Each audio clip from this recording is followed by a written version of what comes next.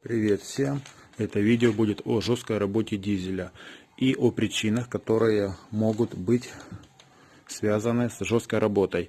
Исключим сразу два основные варианта. Это когда изношен механический двигатель, то есть изношена поршневая, изношен газораспределительный механизм.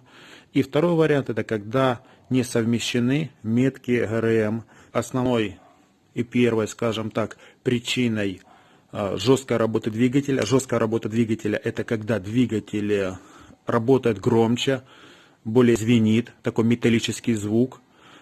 И также при этом может появиться дополнительная вибрация и гул по машине. Зажигание. Чаще всего эта проблема возникает в двигателях с механическим впрыском. То есть там, где ТНВД надо регулировать путем опережения, ставить угол зажигания или позже, или раньше. Вот в данном случае ТНВД. И если зажигание в большинстве случаев стоит неправильно, чаще всего ранее, то наблюдается жесткая работа двигателя. Плюс к этому возможен черный дым, реже белый. Побочных эффектов это потеря мощности, дальше экономичности, возможен перегрев или более высокая, скажем, теплонагруженность двигателя будет, он будет больше греться, чем обычно. Если зажигание будет сильно ранее, то двигатель может чуть ли не развалиться на средних оборотах, потому что будут удары по поршневой. Следующей причиной может быть форсунка, то есть форсунки, которые впрыскивают топливо. Они в основном бывают трех типов. Первое — это однопружинная механическая, второй тип — это двухпружинная механическая, и третий тип — это Common Rail, электромеханический или же на пьезе. Жестче всего двигатель будет работать при всем правильно выставленном на однопружинной форсунке. Двухпружинная сделана для того, чтобы вначале чуть-чуть впрыскивается топливо и потом идет до впрыска. В Common Rail там все управляется компьютером, поэтому там будет самая тихая и мягкая работа двигателя из всех возможных вариантов. Причина, по которым форсунка влияет на жесткую работу двигателя, это плохой распыл форсунки и также зависание иглы распылителя в форсунке. Что происходит, когда смесь плохо распыляется? Она впрыскивается большими каплями, и для того, чтобы ей загореться, должно пройти определенное время. То есть должна, грубо говоря, солярка испариться, и потом эта капля уже загорается. Загорается она лавинообразно, то есть похоже по ситуации, как детонация в бензиновых двигателях. То есть она не сразу загорается, проходит определенное время, и происходит поджим смеси, и происходит резкий взрыв, как будто мы бьем молотком сверху по поршню, а должны сильно интенсивно его толкнуть вместо этого. Более худший вариант — это если зависает игла. Если она зависает, то двигатель, помимо того, что жестко работает, еще начинает троить, и обычно идут белые клубы дыма с выхлопной. В Common Rail машина может даже не завестись, потому что насос не создаст нужное давление. Обычно это в районе 200 кг. Если форсунка открыта, зависла, то просто поливается все, и машина не заводится. Даже если она заведется, она будет очень-очень жестко работать.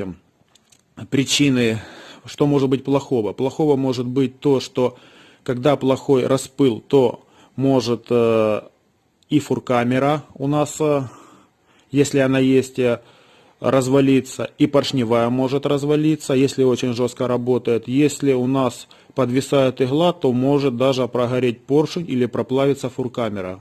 Из-за плохого распыла смесь может быть, не смесь, а выхлопные газы могут иметь светлый оттенок, то есть светлый дым, и многие люди пытаются это исправить путем выставления зажигания раньше, но машина на определенных режимах начинает то белым клубить, то черным, поэтому это делать нельзя.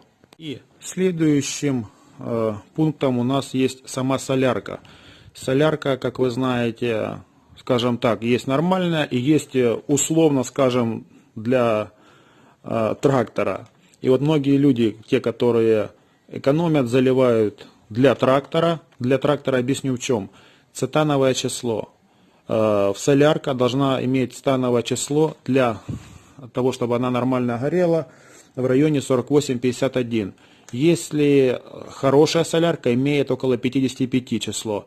Худшая солярка, которая минимально допустимая, 45. И если она идет ближе к 40, то есть, грубо говоря, тракторная там соляра, которая плохо очищается, плохо, маленькое у нее цетановое число, то она медленно загорается. Объясню как. Происходит впрыск, и происходит определенная задержка времени, пока солярка загорится. И потом она загорается лавинообразно с резким ударом. Ударом именно по поршневой. Это очень плохо, так как это уменьшает экономичность, шумность двигателя увеличивает, все вытекающие с этого последствия происходят. И также возможен и белый, и черный дым, то есть все зависит от конкретного двигателя. Меньше всего это будет сказываться качество солярки на двигателе с Common Royal, так как там идет предвпрыск, а потом довпрыск. То есть там компьютером все управляется, и даже плохая солярка там сгорает гораздо лучше и тише, чем в обычных двигателях с механическими форсунками. Но там уже другое, там есть и примеси в этих солярках плохо очищенных, и просто топливная может из-за этой солярки быстро умереть. То есть будет работать в принципе нормально, но недолго.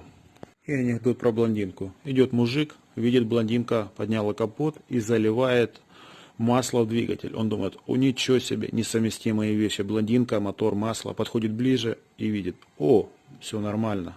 Она заливает масло в расширительный бачок.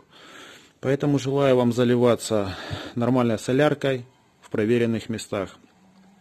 Что еще хотел сказать? Хотел вам сказать, что оставляйте комментарии под видео. Пишите ваши возможные варианты, с которыми у вас связана жесткая работа двигателя. Если, конечно, хотите, чтобы я снял следующее видео с причинами устранения основными этой жесткой работы двигателя, то ставьте плюсики в комментариях. Также сейчас у вас всплыли ссылочки на подписку канала, на плейлист про дизель, на многое другое, поэтому подписывайтесь, и мы с вами будем снимать видео, которые вам нужны. Спасибо за внимание и до скорых встреч.